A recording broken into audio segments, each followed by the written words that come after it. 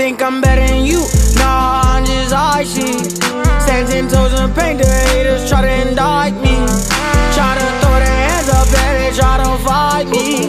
And I can't let you take my life. Think I'm better than you. Nah, I'm just icy. Sup? Where you at with yours? So, if there's any other World's best school psychologist. I don't even know what a psychologist is.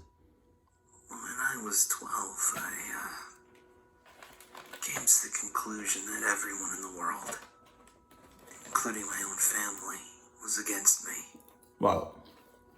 I was never a problem child, but my parents sure treated me like one. Jesus. For example, I used to be home by 5 p.m. every day. Right. This clearly restricted my amount of playtime outdoors. I wasn't allowed friends over to play at the house, nor was I allowed to go over to anyone else's. Damn. I had to finish my homework strictly after I came home from school, no matter how long it took. My parents refused to buy me video games and forced me to read books and then write a book report on them to prove I actually read it. Wow. Now, even though these rules listed above were quite frustrating to me as a child, they aren't what upset me the most. What really hurt me was the lack of compassion on behalf of my parents. My mother was a bitter woman who always made me feel guilty of accidents or mistakes I've made. Jesus. My father only knew one emotion: frustration. The only time he spoke to me was when he said, Bruh, damn, your parents are ass. They cheats. Oh my God, I am so sorry. Jesus. You know what's funny? Not funny, but on some real stuff, there's some parents out here like that. They're strict as hell. And their childhood is just ruined. It's gone. Like, God. They don't know about,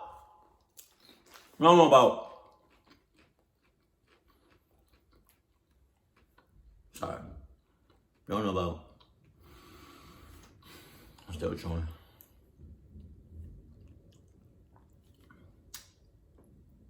They don't know about going outside, right, and then coming home before the street lights come on. They don't know about that, right? They don't know about going to the stop sign and then coming right back. They don't know about that. They don't know about going outside and just staying in the front and nowhere else. They don't know about that. They don't know about that's a raven. They don't know about cat, dog. They don't know about Jimmy Neutron. They don't know about none of that. God, Jesus, your childhood was, I'm sorry. Oh my God. And it seems like your parents just don't give a damn about you whatsoever. It was like you just a body to them, just like another person. God.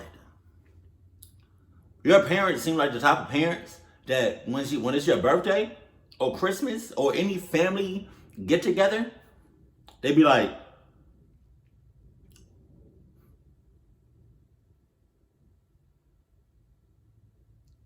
okay, it's your birthday. Get back to fucking work. You know, the Merry Christmas. That's it. Like, what's up? What else you need? You need some? Huh? You need some? Get the hell on with that. Yeah, oh my God. I really don't like parents like that. Jesus. Childhood is just non-existent. Screamed at me for receiving poor test scores or beat me for misbehaving. But enough about them. Let's talk about my school psychologist. For his own privacy, we'll call him Dr. Tanner. Okay. Like most junior high schools, a psychologist is always available on campus during school hours to assist any students in need of counseling, whether it's emotional, academic, social, behavioral, etc. So it's a counselor. Why don't you just say? To be honest, I've never seen any students talking with Dr. Tanner. Every day I would walk past his office on my way to the cafeteria. Wait a minute. Hold on. Slow down. Sus. You got all these, right, school counselors, right? I really don't know how much is in a school, but let's say you got 5, right? Right. You got 5 school counselors, but nobody goes to Mr. What did he call him? I'm gonna call him Mr. Sus. Nobody goes to Mr. Sus. Why? You got all of them. Better yet, let's take some of the. You got 2 counselors. Nobody. All these, bruh. I'm just saying. You got all of these school counselors, but nobody goes to Mr. Sus. Something sus about that. Just saying. Peek through his door's little window. He would always be alone in there. Oh no. Working on some paperwork. I guess that most kids were too afraid to speak about their problems to an adult who was practically a stranger. Yeah. For this reason, it took me 3 weeks to muster enough courage to go into his office. But why him? March 2nd, 1993 was the day I decided to voice my troubles to Dr. Tanner. Why? During lunch break, I stood in front of his office and knocked. Through the window, I could see him raise his head, smile, and motion for me to come in. Sus, I did. He greeted me by introducing himself and asking for my name. Dr. Tanner was a very soft-spoken man who seemed to radiate kindness. Also sus. So in less than 30 minutes, I rambled to Dr. Tanner about how mean my parents were to me and how they didn't care about me at all. After a while, my voice began to quiver and I stopped speaking. The psychologist listened patiently to my whole spiel, arms folded and head nodding. I half expected him to begin talking about how everything I had just said was untrue and my parents loved me dearly and blah, blah, blah. No, they don't. But he didn't. Dr. Tanner leaned forward with a grin on his face and said, You got it.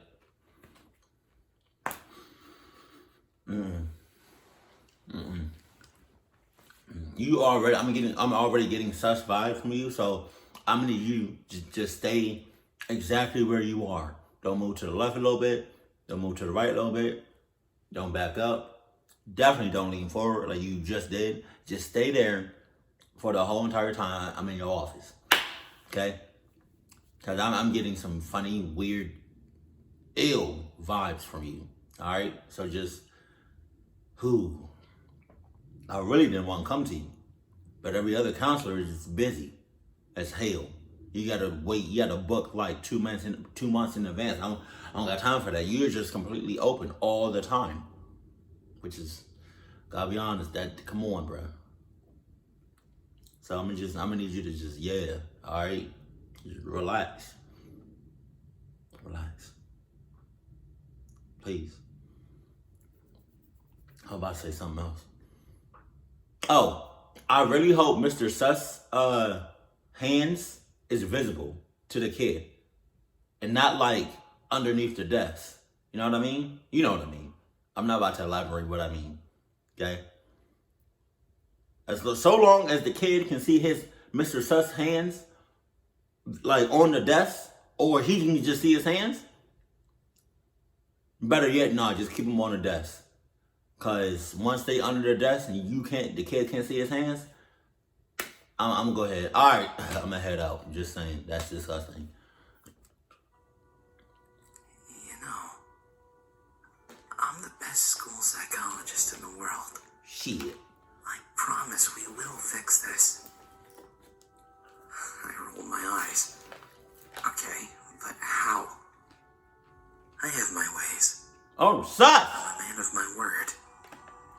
I promise that within just 1 month, the relationship between you and your parents will change for the better. You sure?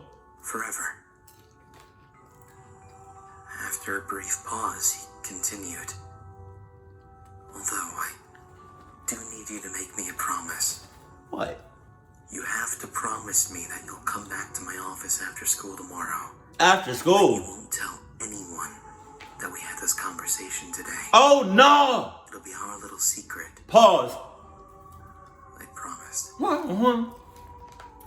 The following day, I returned to Dr. Tanner after school.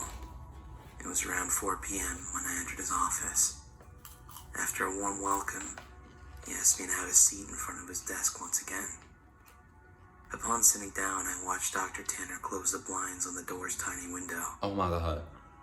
There, he smiled. Now we have all the privacy we need. Oh my God. We began to talk about my likes and interests, my favorite subjects in school, my least favorite teachers, and things of the like. I see where this is going. About an hour into the conversation, Dr. Tanner offered me a soft drink. What the fuck? I gladly took the offer, considering my parents never allowed me to drink soda. But is it soda though? Like, is it 100% soda? Did you see him pour the soda? Huh? Was it from a can? Was it from a bottle? Was it sealed? These are the questions in life that you need to be asking yourself.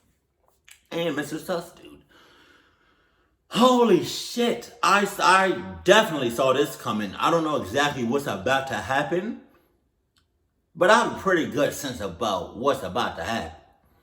That's disgusting. That's disturbing. And man, my condolences to anybody that's ever experienced that.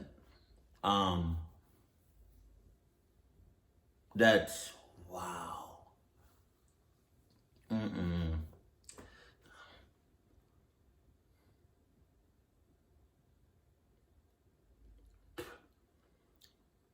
I would say something about a condom, but I don't know if that's taking it too far, considering he's really about to, but I take it back, even though I just said it.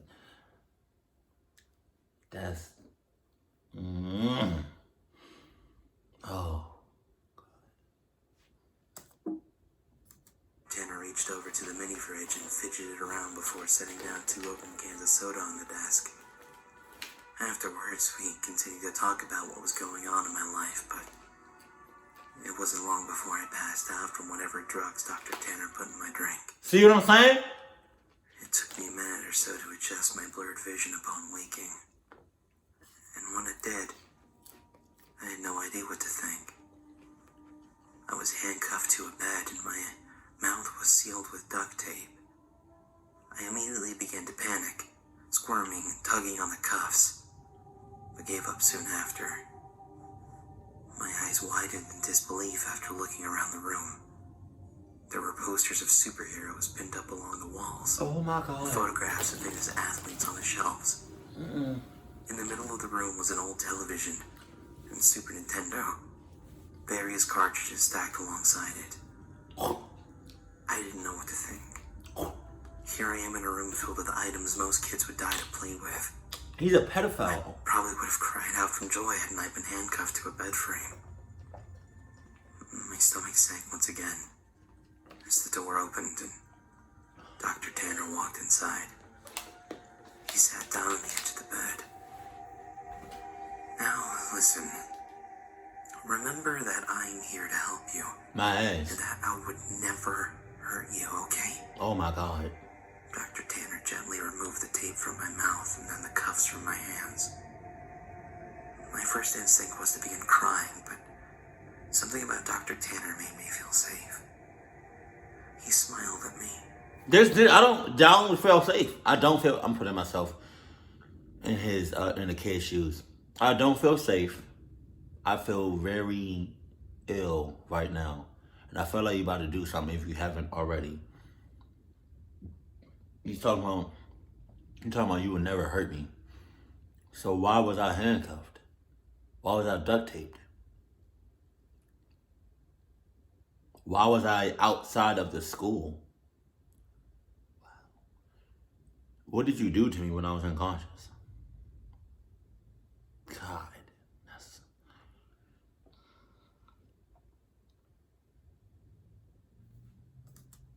You're going to be staying here for a while. What you mean? During this time, you're allowed to play with any toys in this room while I'm here at home. Pause. But when I leave the house, I'll need to cuff one of your hands back to the bed. You can still watch the television, but I want you to only watch the news channels when I'm away. I sat in silence, still trying to process the information he had given me. So, Dr. Tanner yipped, slapping me on the knee. You go ahead and knock yourself out. I'll be back when it's time for dinner. He got up from the bed, walked across the room, and clicked the TV's power button before locking the door behind him. Several minutes passed before I realized that Dr. Tanner wasn't joking. Yeah. All that was left for me to do was boot up the Nintendo and play Mario until nightfall. At about 7 p.m., Dr. Tanner returned to the room carrying 2 plates of mashed potatoes and chicken strips. That's it? I finally gathered up the courage to ask him how long I'd be staying in this room. Where the collard greens at? About a month. Give or Wow. take a few weeks. What the hell? I just have some work I need to do. The following morning, I awoke to Dr. Tanner's hand patting my head. Don't stop touching. Bud, you don't have to wake up right now if you don't want, but I'm gonna need to put this back on, he whispered, clamping the cold steel handcuff around my wrist. I gazed up at him. He was wearing a collared shirt and slacks, a coat draped over his shoulder, and a suitcase at his side. He looked just how he always did when I saw him around school. Before leaving, he placed the TV's remote next to me and told me to turn it on and watch the news. The first thing I saw upon turning it on was a breaking news segment. An important-looking police officer stood at a podium surrounded by people with microphones. I happened to begin viewing halfway through his speech. A statewide Amber Alert has been issued as of this morning. Amber. We have several investigators working towards identifying potential abductors, but as of right now, there is not much evidence. Faculty members state that the boy had been last seen around 4 or 5 in the evening on. I began to feel nauseous as a photograph of me appeared on the screen. Oh my God! It was my yearbook picture from last year. Woo! Woo! Captions for the photograph displayed my name and age, my school, and my town. Above my picture were alternating titles. FBI begins search for child, and kidnapping suspect unknown, and potential runaway. The live footage continued, and 2 figures I soon recognized as my mom and dad stepped up to the podium. Both appeared to have reddened eyes. Tears streamed down my mother's face as she took hold of a microphone. I never seen such emotion come from my mother as she wept on live television, stuttering on sentences such as, "Please return my baby back to me," and "I'm so sorry," and "Please come home to us." When my father took the microphone, I nearly Are you telling me that nobody in the school, his classmates, his friends, nobody realized he was gone until it's pretty much too late? Even his parents. What took them so long to realize that their kid was missing? What the hell, bruh? The parents better not be in cahoots with the sus psychologist. If they are, oh, holy hoes. But what the hell took people so long to realize that he was gone? Holy hell. And who hired this mother clucker to work at the school?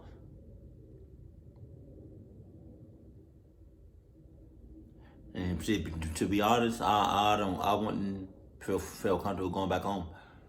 I wouldn't. I was just, I don't know.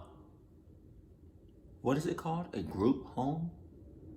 Either a group home or I would just, I don't know. Because I'm not getting no love or care or empathy. Is that how you say it? Or anything from my parents. I really don't got friends like that. Nobody really cares about me. Matter of, I'll just run away. I'll probably just run away.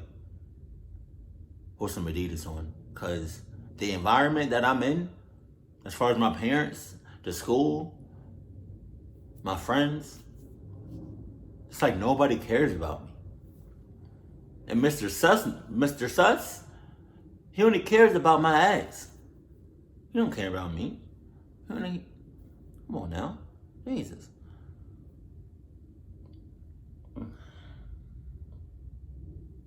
This whole story is just, oh God. His attitude to be stone cold, but he too had tears in his eyes.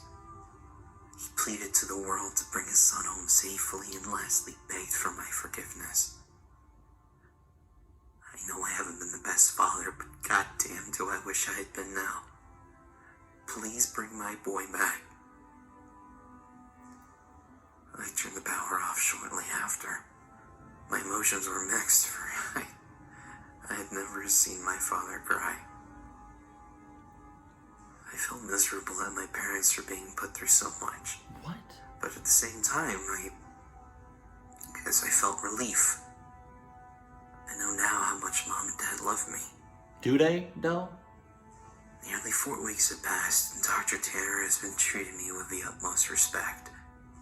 He leaves me in the morning cuffed to the bed frame, but returns in the afternoon to eat lunch and dinner with me, talk, play games. I never would have guessed how good Dr. Tanner was at Monopoly and Scrabble. You stop thinking that. But one morning, when Dr. Tanner woke me up before heading off to work, I noticed a certain look on his face.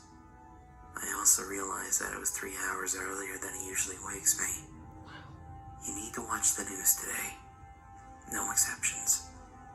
I want you to keep the television on all day and pay close attention to it. He stated grimly. I, of course, complied and watched him exit the room. About 2 hours later, a breaking news segment interrupted the toothpaste commercial I was watching. The title, Human Remnants Found. Remnants? 2 staunch-looking men in suits stood aside one another and began speaking. Remnants? What is that? We are displeased to bring up such unfortunate news this morning regarding our missing child case from earlier this month. One of the men bowed his head while the one speaking shuffled through some papers. He continued, remnants of a body has been found in a garbage bag beneath a highway overpass. Oh. The body appears to be that of a child, although not much of it is left. The body has been decapitated and much has been burnt to ash and bone. Oh my God. The screen shifted to a helicopter view of the freeway. Dozens of police cars gathered near the bottom of a tall overpass. The man's voice could still be heard. Within the bag, police found a junior high school identification card labeled as such. The screen showed the school ID card I always kept in my backpack. The plastic was sort of melted away, but my photograph and name were intact. Wait a minute. Did Mr. Sus do that? Did he make it seem like the boy that he's keeping hostage, I guess, did he make it seem like he was dead? So that way they wouldn't look for him? But in reality, he's in the basement the whole time? Oh my God. I think that's what's happening. It's like a fake death. So now he put old dude, like he put the kid's ID and all of that on, I guess, another kid, or put it somewhere else to make it seem like the kid is dead, just so officers won't look for him no more. Case closed. Close it. Done. And then after that, I'm guessing he would just keep the kid for however long he wants. I think that's what's happening. I may be reaching right now. After the 2 men dismissed themselves, the camera panned over to my parents. They were sitting among reporters. My mother's face held a painful grimace, and my father sunk his head down on his knees. I shut the television off. Dr. Tanner returned home very late. He hurried into the room, unlocked my cuffs, and placed a bottle of fizzing water into my hand. I don't want to drink nothing from He you. placed his hands on my shoulders and smiled. I made you a promise, didn't I?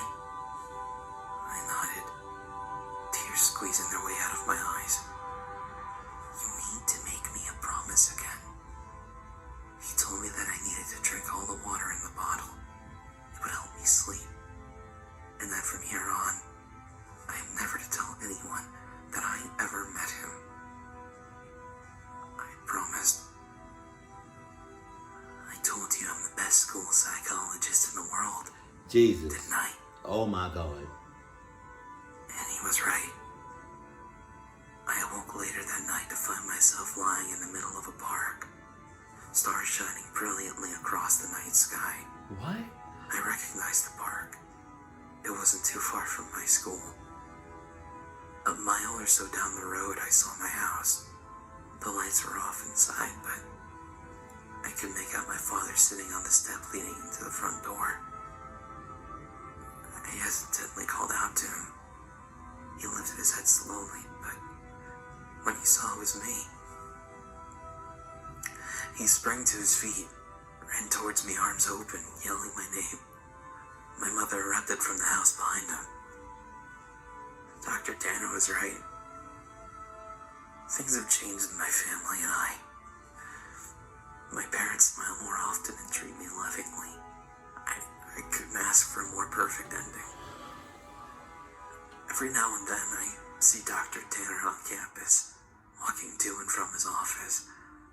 Rarely do we ever make eye contact, let alone speak to one another. But sometimes he'll shoot me a wink and smile.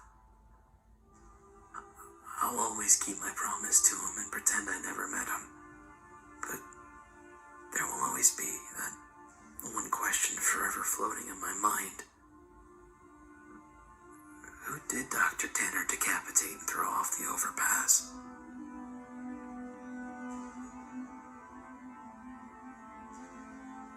Bruh. Yo.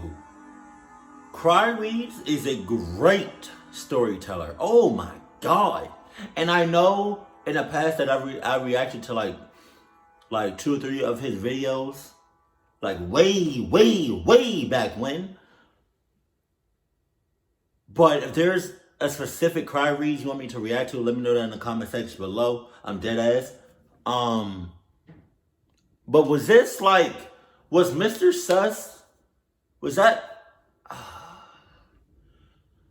his way of getting the kids' parents to love him? Was that, I don't know.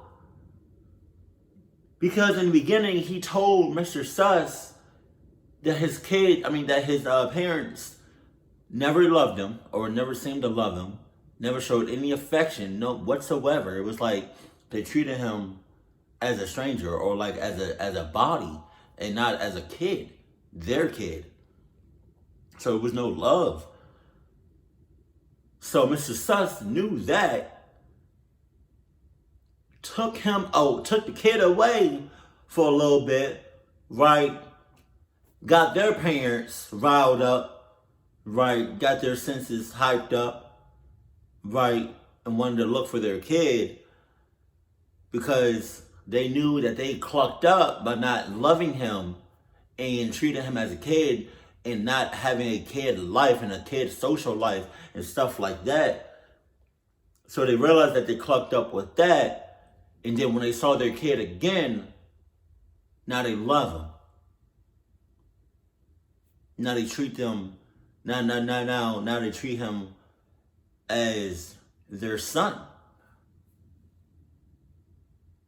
And now the love is there.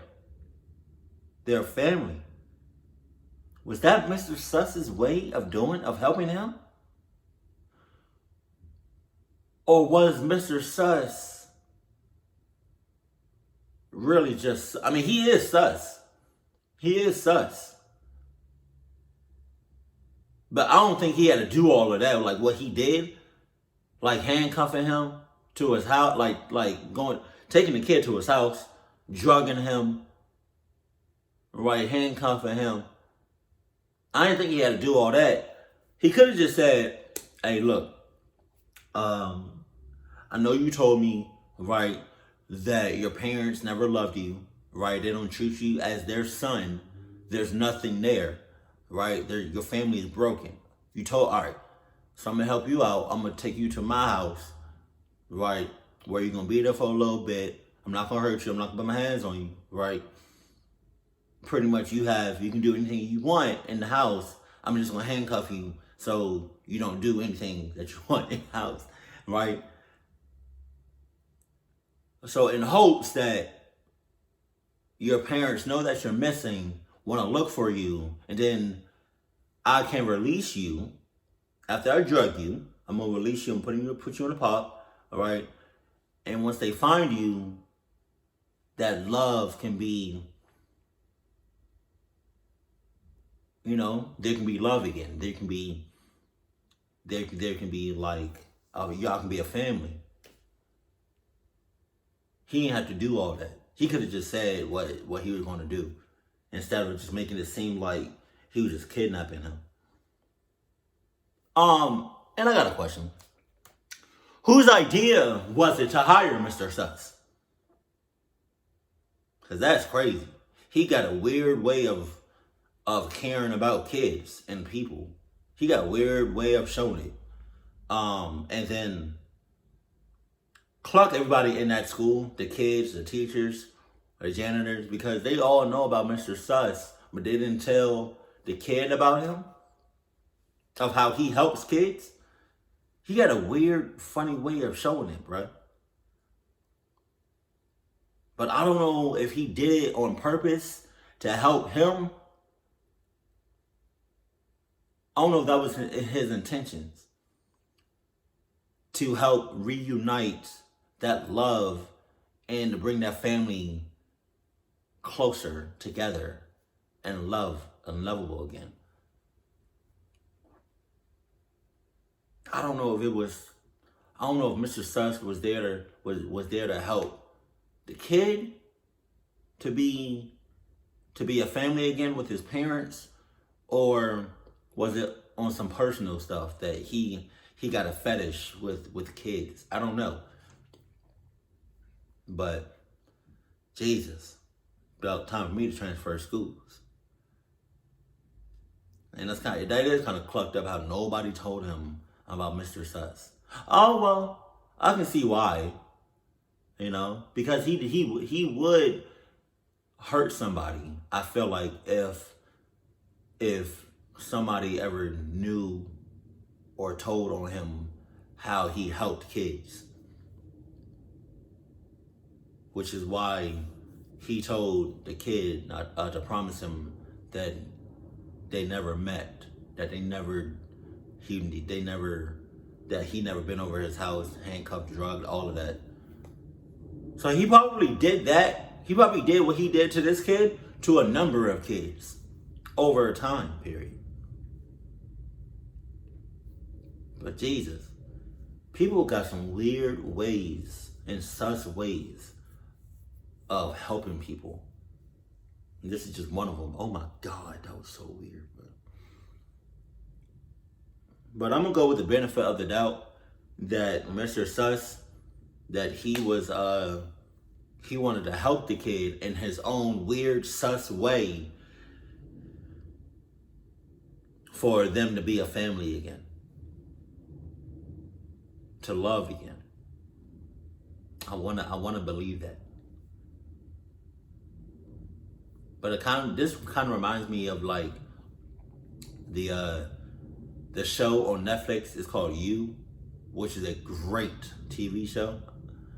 And it's like you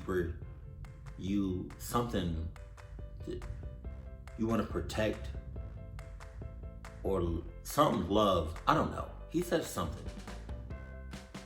You want to protect the people you love or something like that. I don't know.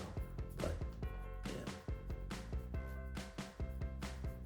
I'm trying to figure out who the hell hired this motherfucker.